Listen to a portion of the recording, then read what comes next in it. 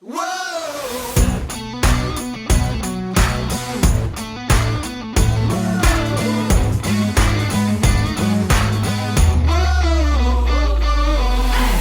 Welcome to the What's Already podcast, where we fashion ourselves cinematic judge and jury. My name is JJ Crowder. I'm here with my co-host, Alec Burgess.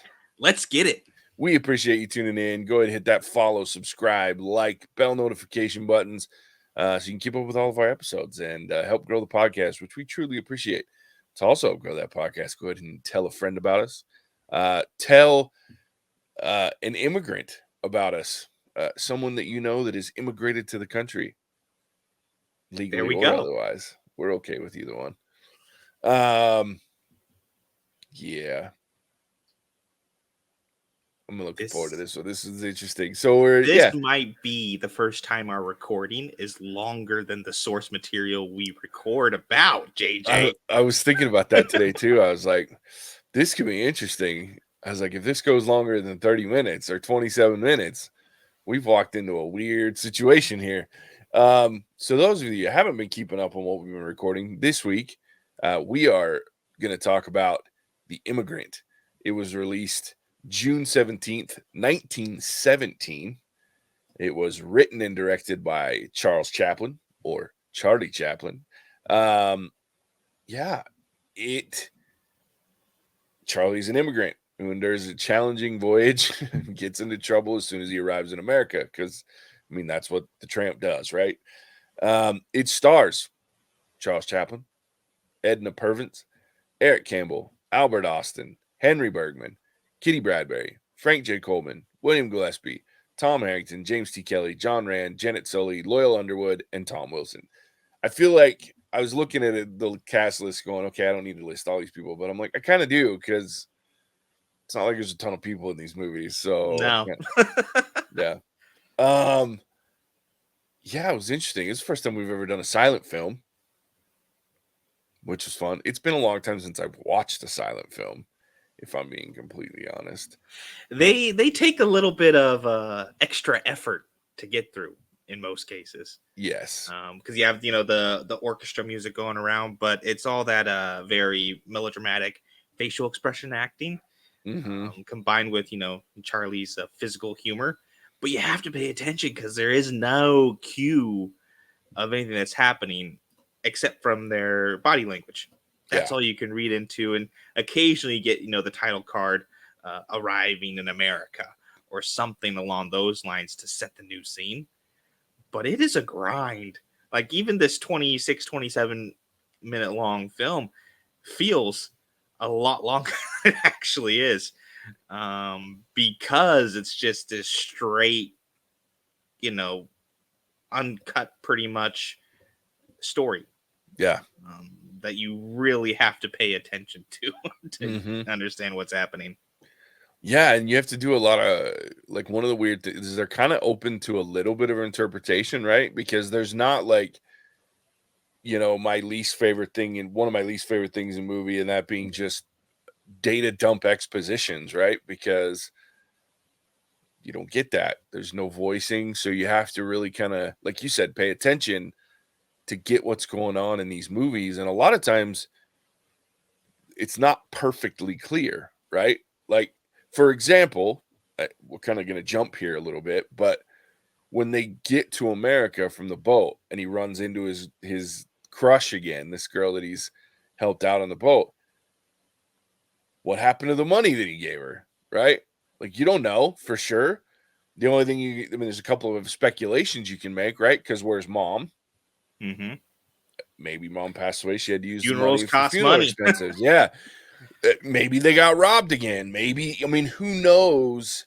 There's really no clear answer as to why. And maybe she does have the money, but because of the time period and the way it is, he invited her to dinner, and to be chivalrous, he offers to pay, and knowing that he doesn't really have any money at that point. So, I mean, there's a lot of different scenarios that you can kind of go really down your own rabbit hole, because we don't know, because we don't have dialogue, and we don't have, I mean, the most dialogue you have is some quotes here and there that you really need to drive the story, right? So I always find that very interesting in watching silent films is where do I know exactly what's going on versus where am I kind of speculating and having some thoughts to fit what makes the show work for me. But that's also an intriguing piece of a silent film because it kind of can be fit to a narrative within each person, right? We can kind of adapt our own interpretation of these films to a degree. Yeah. And Based on that. it's kind of funny because that's almost the way that they're filmed and created. Like, especially Charlie Chaplin's films. Sure. Right? He has his tramp character, the penniless tramp character. And so he almost films the second half of the movie first and then films the first half to try and decide how the penniless tramp gets this scene. So, for example, in this one, the whole restaurant scene, that was the original idea for the movie. And I was okay, how does, the tramp get to this situation? Oh, let's put him on a boat. He's an immigrant. He comes in penniless. Boom. And so even the way they are crafted is to have this kind of open-ended, all right, this is the story we're going to tell. How does character get from point A to point B? That's all we need to know. And let's throw in some physical humor while we're at it and call it good. Yeah. But it still leaves open to that interpretation. Where did the immigrant come from? We don't know. Why are they leaving? Kind of, guessing the time period, you kind of have a pretty good idea why they may be leaving, where they're leaving, but it still leaves it open to that kind of interpretation, which is cool. Oh yeah, for sure. Another interesting piece of this movie is like it was a very big used movie against Chaplin when it came to, which is something I didn't know until I started researching this movie. Oh really? Yeah. And I only knew it because I only remember it because have you watched the movie Chaplin with Robert Downey Jr. who plays Chaplin? I watched it, but it was more like I watched it rather than watched it. Yeah. You should. It's really good, and Downey does a great job playing Charlie Chaplin. Like, it's outrageous how good he is in it. And it was before Iron Man fame by a long shot. So really, really good movie, especially if you're a Chaplin fan, because it kind of lets you into a little bit more of like how he wasn't like the tramp always makes him portray, like you watch his films and things like that. And even like The Great Dictator, where we're speaking, right? He always seems very kind and funny, a little bit cuckoo, right? But the guy was intense too. Like when he was on a film set and he was trying to make movies, and like he was no joke. And you kind of get to see that in this film. So it was really interesting. But on top of that, they talk about the fact that the immigrant is used against him because of one stupid ass scene. Like when they're on the boat and trying to get ready to get off, and they're being dicks to these immigrants, and they put that rope around him, you know what I mean? And he like funnily, like really kind of humorously kicks the agent in the butt from behind, and like the guy's like looking around like what the hell happened. Like the McCarthyites were like, this shows that he hates America. I'm like, what? Which is the biggest reach I've ever seen. Yeah, no shit. Like, what the hell? Because if you watch any Chaplin film, it's the same exact kick. Yeah. In every single one of his films. It's not like this was different in any way, shape, or form. There's always that kick. Someone looks behind, like, who kicked me? And Charlie's always looking the other way. Yeah. He does this weird, hand thing where he's doing this. But it's the same thing. And so, like, I mean, the witch trials of McCarthyism were crazy anyway. But this just shows, like, I mean, how could you even remotely take this and be like, oh yeah, no, he hates America? Yeah, I don't know. This is the evidence you're presenting. Yeah. It's so stupid. But I mean, that was the times we lived in, right? It's ridiculous. But it also leads into a little bit of, we talked about this when we did The Great Dictator, but the athleticism is probably the best way to put it of Charlie Chaplin. And the fact that it is grossly underappreciated by anybody because we're so used to spectacle CGI and things being able to create great kind of feats of athleticism. This dude with just his two legs. It's insane with what he's able to do because I mean, right at the kick where you got the ship that's kind of like yawing back and forth, Mm-hmm. and he's straight. His back is straight while he's sliding down. Mm-hmm. And it's theoretically, I would say it's possible, except I've seen him do it. Yeah. And that just is passed off as almost a minor gag in this entire thing, where it's incredible what he was able to do. And I'm surprised that he was able to get it done with as much of a perfectionist as he was. Dude, I'm lucky to walk a straight line on flat ground and walking normal in my everyday gait, let alone like with a set that's moving and your feet are kicked out wicked, like pigeon, over exaggerated pigeon toe. You know what I mean? Like, I can't even fathom how you do that and not end up on your ass, let alone keep Yeah. a straight back and look like you're handling it just perfectly. And, and then you get the scenes, of course, when the sliding across and like perfect synchronicity. And I'm just like, what the fuck is happening right now? Like, seriously, the like you say, the agility that this man had to have Yeah. had and the control of it, the body control is outrageous. And he makes it look so easy. Yeah. So people are like, oh, yeah, no, that's no problem. You try and do it. Yeah. Like you said, walking a straight line is difficult enough. Dude, And he's sliding. Yeah. Yeah. Well, and like I said, his feet are in weird position. Like you got this cane in his hand. He's got a top hat or the bowler hat that never falls off unless he wants it to. Like, it's just one of those things where you're just like, what? I mean, I recently went to Dallas earlier this year, and like we did a kind of a virtual reality thing where you're on this platform and the platform goes up and down. That's all it fucking does. Goes up and down. And I still almost ate shit because it fucking caught me off guard as it's going up. And I've got a fucking steady base. I'm a pretty athletic guy. I may not look like it because I'm fat now, but like I played a lot of sports. I've got pretty decent body control. Even now as a fat guy, I'm pretty good at like the athletic stuff and like lifting things, moving things around. I can't even, like I said, I'm like, nope, there's no fucking way that I could do the shit that guy does and make it look simple. Oh, Right? yeah. Yeah. Impossible. Yeah. And that's No without, and that's without adding the comedy in. Like, that's just when he's doing like the actual physical act as a comedy in and of itself.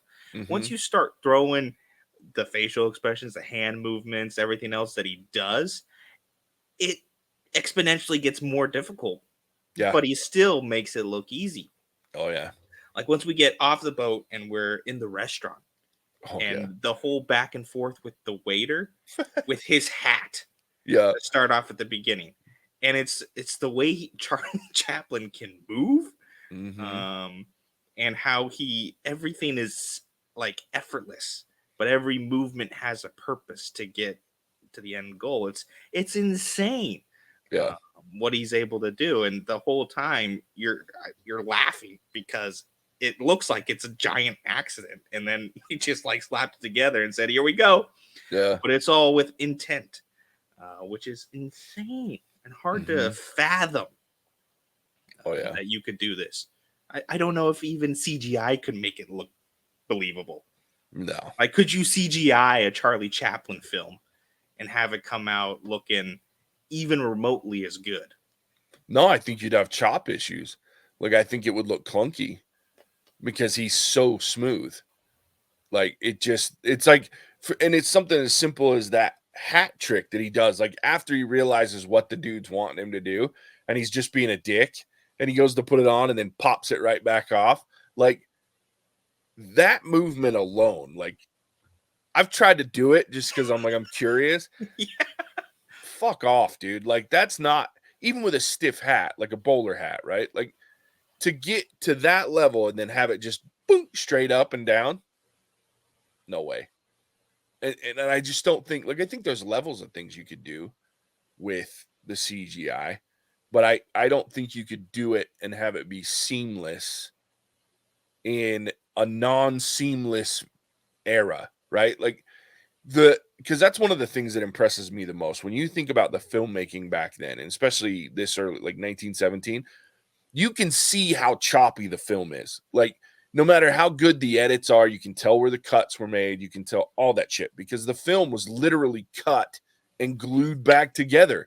Like, we're not talking about machines that have seamlessly been able to heat these things even before digital editing, which is what we do now.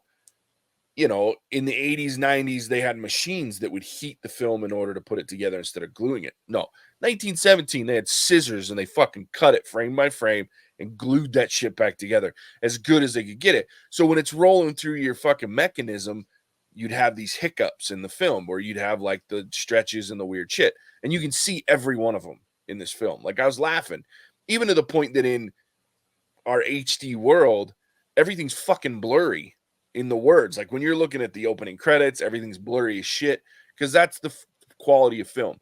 But when you're watching Chaplin, you can tell because you can see when they're cutting that this man doesn't cut shit together like we do. Because, you know, one of Mattsson's favorite thing to shit on is jump cuts, right? Because that's how we make actors look good these days, is jump cuts. Chaplin didn't have jump cuts because if you jump cut everything, you'd be like, oh, this fucking guy sucks, because you'd be able to tell. You don't, it's seamless. There are no cuts in the middle of this dude's fucking physical shit. He'll do a physical bit and then you'll see a cut to where he goes to the next one, but you don't see it in the middle. It's not like they're doing him any favors with this editing. No, it's not like he pops the hat on, cut, and then pops back off. Yeah, no, everything he does is physicality, and he's done by his own body, his own hand, and his own. It's just, when you think about it that way, no fucking chance. Like, today's actors, fuck off. It just doesn't happen. With the exception of, like, I mean, I think it's similar if you think about Tom Cruise, who fucking does all his own stunts, not because he is trying to be it's just what he does, right? Like, that he just feels like that's what he wants to do. That's what that reminds me of, right? Like, Chaplin's just like, no, I got this. But then you have to combine in the perfectionism, which means True. You're rolling through this bit 60, 70, 80 times. With, I'm assuming, him getting madder each time. Probably. But it doesn't show on screen. Like, you can't see any of the stress that he's undoubtedly under, or anything with the other players in the room. But the one thing that had me cackling and it's a relatively simple bit by Chaplin standards, is the coin on the floor with his shoe and the waiter. Yeah, I love it. And because he's like watching the waiter out of the corner of his eye to know when to put the foot back down. And at the same time, he's, touching his face and doing all those other Charlie Chaplin things. And what kind of got me was he's almost like a magician, right? Yeah. Where they're performing magic, the sleight of hand, and they're making you watch over here, so you're ignoring other stuff. But he does it, and he's always moving, has always got you distracted while he's moving around. But if you're paying attention, you can see he's totally got his head turned while he's trying to watch when the guy's going to turn around so he can put his foot back down for the coin. Yep. Well, you mentioned before too, like, his facial expressions are so underrated. Like, and you have to be like over exaggerated in these silent films because that's how you tell certain things. But like, I had a moment where I just burst out laughing, like when the guy underpays by a dime or whatever, and they beat the shit out of him. And like, Chaplin's face, like, watching it is just like, fuck, what the fuck? And then when they tell him, and he's like, oh shit, I don't have any money. Well, then he starts looking. It's like, oh shit, I better not be short, right? So he starts looking for the coin, then he can't find it. He's like, he does the math in his head. Like, okay, I got it. So good. Yeah. But he's trying to frantically look for the coin while not trying to upset his girl. Or let her know he doesn't have any money. Oh god. Well, and then the part, like, when he takes the coin from the other dude, and then it turns out to be fake, and you can see it's just, the whole thing is great, man. I love it. And then the whole, like, culmination with the guy who ends up paying for their meal Oh, inadvertently. yeah. And the moral dilemma you see with Chaplin, where he's staring at the coin, he's like, and he kind of reaches down, no, no, no, reaches down again, no, no. They just slides the receipt and moves the dish over. Well, yeah, and on top of that, like where the guy's trying to pay for him at first, and he's like, no, no, no, no, no, no. And he keeps giving it back. And he's like, you could tell he's like, one more time. And Yeah, then I'll say yes. And then the guy's like, okay, never mind. And he's like, fuck. Like, pushed it too far. yeah. And you can see it on his face too instantly. He's like, ah, god damn it. Should have fucking given in the last time. Oh yeah, dude. But it's so great. brilliant because he can't. It's almost like you can't. What's the word I'm looking for? Author that or doctor that. Right? Oh yeah. It looks genuine, but it's part of a script. Uh-huh. And it's one of those scenes where, I mean, Charlie Chaplin is considered by most to be like the greatest actor ever. Sure. But he's still so forgotten in a lot of ways, where people are like, oh yeah, he was great because so and so told me so. I trust them. This, or everybody says he's great, so he must be great. And I don't think people ever watch Charlie Chaplin movies No. to really understand how much in his own league this dude is. Yeah. Yeah. Nobody compares. No. And you could say it, and I'm with you. Like, I think a lot of people know him because of like the music, the songs that he's written and sung and things like that, more than they do the acting, because nobody watches. Like, look, dude, I've watched silent films because I'm no film critic. We do this podcast, but I love movies. I love film. I love the idea of storytelling. And I mean, we've had these conversations offline so many times where I think both of us can say that we love film in its entirety. We may not like you're like, fuck you, horror. And I'm like, Yeah. there's certain genres where I'm like, God, like an art house film for me, I'm like, fucking put an ice pick in my eye, because I don't need that level of artistic, I just don't need it. I want entertainment. I don't want to like just go into a film and be like, okay, I know I'm supposed to feel some shit here. Like, that's not me. But I still respect the art of filmmaking in all of its forms, right? Like, and so for me, I've watched them to see what this shit was all about.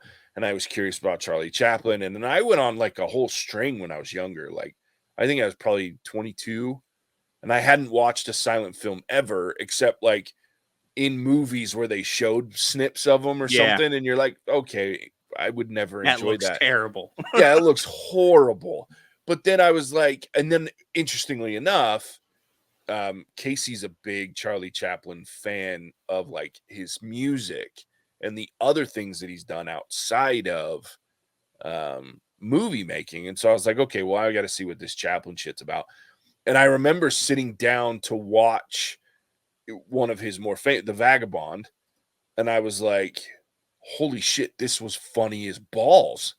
This was really interesting. And then I was like, okay, I skipped over to The Great Dictator because that's the most famous, I think. Mm-hmm. But then I went on a run, and I probably have watched just about every silent film that Chaplin ever made. Which is a lot, because for people who don't know, he's made like plus 100. Yeah. But things. I mean, they're mostly short because, yeah, silent films weren't long, But yeah, like, and I'll tell you, some of the funniest movies I've ever seen are Chaplin in silent films. Like, unbelievably good. Like The Knockout. You want to watch some weird boxing shit? The Knockout. Oh yeah, hilarious. Okay, hilarious. Yeah. Anyway, but it's one of those things where I don't think a lot of people take the time to actually watch a silent film because it's weird and it takes a certain type of mentality to watch. And I also wonder if it's because they think it's like, oh, I got to go sit through 90 minutes of silence. Could be. Because, I've talked to people like, oh, silent films. Like, I like silent films. Like, oh, I couldn't sit for that long. Like, it's 20 minutes. Yeah. They're usually pretty short. They really aren't that long, but it's almost like this belief that, oh yeah, a movie 90 minutes, that's about how long a movie is, and then no talking, no thank you. Yeah. Which I could get. I could not sit through a 90-minute silent No. film. No way. Like I said at the Mm-mm. beginning of this, even 26 minutes felt like a very long time. Yeah. To where I was like, isn't it over yet? Because it's just a completely different viewing experience. And you can't go and be like, oh, 20 minutes, it's going to be easy, quick, we're out. It's still an effort to watch. Yeah. But it's, I think, especially if it's a Chaplin film, it's worth the effort. Oh, for sure. Because he will have you rolling in stitches laughing over something where like, this should not be this funny. Like, Yeah. I should not have this much fun watching some dude eat beans with a knife. Or Yeah, the when best you're part is watching it, the you're one like, at a "Oh my time with God." the fork and a knife, and watching the dude next to him look at him going, "What the fuck are you doing?" Because he just pokes it with one tine and pushes the fork. Oh, dude, it's great. Just one at a time, and then he grabs the knife and starts shoveling them in. I mean, that joke, like, you shouldn't have that much fun, but I Oh was yeah, busting up laughing. yeah, And that's kind of the great thing that I like about silent films is they, especially Chaplin's, yeah. is he finds a way to be funny in a situation that really shouldn't be as funny as he makes it. Mm-hmm. Mm-hmm. Yeah, but I recommend if you haven't watched silent films, especially Chaplin's, go watch some. And most of them are pretty short, 23 to 30 minutes at the most. I think one of the longer one is The Vagabond, and I think it's just over 30 minutes. Yeah. But yeah, like some of his early ones are really short. And Any of the Tramp series are good. Yep, Tramp series is great. I'm telling you, The Knockout, if you haven't watched it, oh my God. It's, the character of Fatty, oh my God.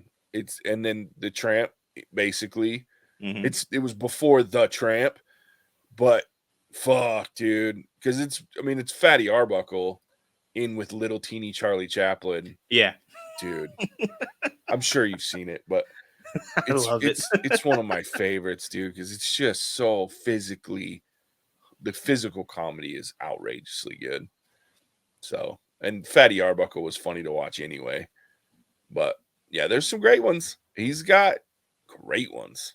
So I always recommend The Circus, City Lights.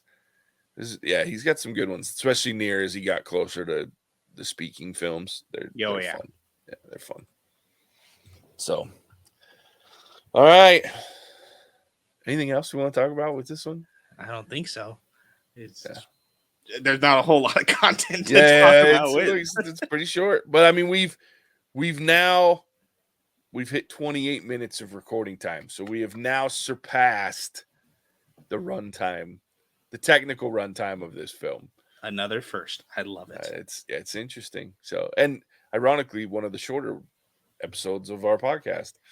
So that works out. Mattson would be so proud. He would be so proud. If Mattson was here, he would have tried to end it at like 20 minutes. So, yeah. And he would have bitched and moaned about black and white, no audio, and Charlie Chaplin's not as cool as you think he is. And aspect ratios the whole fucking time. So with that, let's rate this film. Look, I think silent films inherently come in a modern age with like a disadvantage, just because it's kind of like using technology from the 1950s in 2020. You know what I mean? Yeah. There's a comparison there that you can't let go of. But in a bubble, I'm going to try to rate this in somewhat of a bubble in my head, right? Because or in a vacuum, as you might say, because I don't think it's fair to the creative genius that is Charlie Chaplin and the films that he made, and especially this one, which is probably one of his more infamous. I want to say famous, but I'm going to say infamous because of the way that it was used against him. Films, and so it's hard to say. I don't want to say it's crap because it's silent and it's black and white and it's in shitty aspect ratios. When you have to look at the genius and probably how difficult because that level of difficulty is different, right? I think our life is a lot easier in a lot of ways because of the technology we have. Back then, it would have been very difficult to make these films, make them as entertaining as he always has. So I wanted to put that preface out there before I got into my rating and understand that I am not rating this based on a comparison. This is this film and how entertained I was based on this content and what it is, and knowing that it's from 1917. Meaning, I'm also not going to give it extra points because of how difficult it would be to make it entertaining. I'm just going to do it based solely on the content. Okay. There's my exposition around my rating, and Alec can give you his own when he gets there. Look, I'm wildly entertained by this movie because Chaplin is just, even if it wasn't as funny as it can be, just watching Charlie Chaplin in a silent film, because I've watched non-Chaplin silent films as well, very few, because I don't find them as entertaining. Because Charlie Chaplin alone, if it was just him, I could watch his films because visually he's so entertaining, and it's so intriguing to watch his physicality and his facial expressions, and what he does just intrigues the shit out of me. The level of entertainment that this film provides because of the content on top of that, like the boat and the traveling, and then you see this New York City, it's this person that's just trying to come. It's a pretty serious topic in a lot of ways, especially at the time, right? And then, but the level of humor that he's able to just inject into everyday situations is just really awesome. So, with all of that said, I'm going to give this film a 4 because I I think it's one of his better ones, and I really was entertained watching it again the other day. Like, I was like laughing, going, "This is funny as hell." Funnier than a lot of comedies in modern times, because we try so fucking hard to be funny that we sometimes get in our own way as comedian level, and these comedies that are there. I'm like, that's not funny. You know what I mean? Or we reuse jokes. Like, I was shitting on F9 the other day, or F10 about FX Fast X, watching them steal jokes. I'm like, God damn it. There's nothing like watching Charlie Chaplin in his comedy and using these gags, and they stand the test of time. So I'm going to give it a 4. I'll definitely watch this again. It's probably on my list of, if I'm feeling watching a Chaplin movie, it's up there with it. Pat, and especially in the silent film realm. Like, I think my first choice is always going to be The Great Dictator, because there's so many other levels of comedy within that film. But this one's up there. This one, and like I said, The Knockout, I think, are my two of my favorites from him silent film. So go check it out. Yeah, I'm going to give it a 4. Alec, you go, Awesome. Well, my criteria for this is going to be a little bit based on the work that was put in. So like when movies filmed today, they have several months of like pre-production, sometimes years of pre-production. Then you have a filming schedule, I don't know, 6 to 8 months, sometimes more, sometimes less, of a filming schedule. And then you have a few months up to a year sometimes of post-production. Charlie Chaplin's post-production was 4 days and 4 nights of him not sleeping while he was editing his film so he could get it out on time, because he put a title card in there specifically saying, this is what I did to get this movie out. And then on top of that, he shot, because I started researching this, because I was looking to see at the beginning how they got the ship, if they were like tilting the set or tilting the camera and stuff like that. And so I was looking at stuff, but he filmed like 90 reels for this 2-reel movie. Wow. So he was sorting through 45 times as much material to put it together by himself. He didn't have a team of people, a team of nerds in there doing all their nerd stuff with films. Yeah. You can go see the credits roll of the movie today, and if you sit through the entire credits, it's like 10 minutes of telling you who was involved in this. You sit through the credits, and this is Charlie Chaplin. It's so true. That's it. End of the list. So the work that he put in, the passion that he put in on his projects, he was a perfectionist. So that adds a whole nother level to it. But the fact that this is coming up, or by the time this releases, it's going to be 103 years old. And it's still hilarious. 103 years old, one of the first movies to come out in Hollywood that we still have around. And it's funny as fuck. For that, I'm going to give it a 4.5.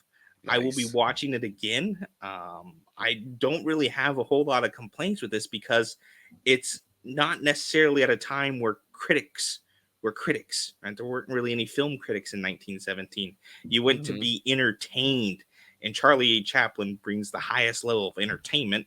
And I look at, some people will say that, Will Ferrell is some of the best comedy I've ever seen. I know what you feel about him, JJ. Sometimes he lands, sometimes he's funny. Sure. But if I look at Will Ferrell versus Charlie Chaplin, I'm taking Charlie Chaplin 11 times out of 10. For sure. And, it's one of those scenes where Charlie Chaplin's comedy, so far at least anyway, has been timeless. So 4.5 from me. I love this movie. I love Charlie Chaplin stuff. And I will be watching it again. 110%. Hell yeah. And it would actually be math correction. It would actually be 106 years old. 106 years old. That's why I'm not in the math business. And here's one last like weird fact to think about. So the box office on this movie, to give you some perspective, give everybody perspective about silent films, $2.3 million was in the box office 1917? in 1917. So now, I mean, obviously, I'm sure that there's been some, like, I'm sure it still makes money to a degree, right? Royalties. Because, but box office is what it made. Any box office, when they call it box office, that's when it was a run in the theater. So to make that's the popularity of Chaplin, right? Yeah, because theater prices are, what, 10 cents a ticket? At best, you know what I mean? Especially, well, I guess 1917, you're still in a pretty good place as far as the economy, or it's getting better, right? 1920s is when it got really, really good through the Great Depression, but yeah, because 1917 you got the wrap up of World War One. Yeah, so you're just starting again, but it's still cheap, right? Like to go to a film by our standards. Oh yeah, it was definitely a luxury in their day, just like it is today. But man, 2.3 million was its box office. That's crazy.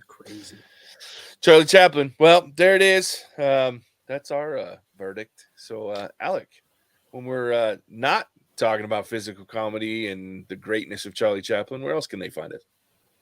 All right. Thank you for joining us on yet another first on the podcast, as we just reviewed our first silent film. I think we definitely picked a good one. Charlie Chaplin, right before he started his own studio. This is right at the start of his incredible career trajectory, which is very cool. Leave us a like or a comment if you like revisiting these classics that we've done through June, and maybe we can do it again. Or join us on Patreon and hop into the voting for our next themed month, which I believe is unofficially August. You do not want to miss out on those choices. Special thanks to our current patron. Matson likes brownies. He does, but not as much as Chaplin likes beans. That's if right. you have missed our June releases, check them out wherever fine podcasts are found, like Apple Podcasts or Stitcher, or on YouTube, so you can see all of our funny reactions while we talk about Chaplin's funny reactions. With that, I will send it back to the great Bambino, the Wazir of Wham, a JJ. Yeah, thanks, Alec. I got nothing else to say. We're gonna try that. Maybe next time we'll do a silent podcast and see how that works out. Just title cards. Yeah, exactly. No, you just sit and listen to silence, and maybe you'll just listen to me type or something the whole time. That would be terrible. Yeah. So, hey, as always, we appreciate you tuning in. We'll catch you on the next one. Hasta la vista, baby. Cinemagical. Whoa!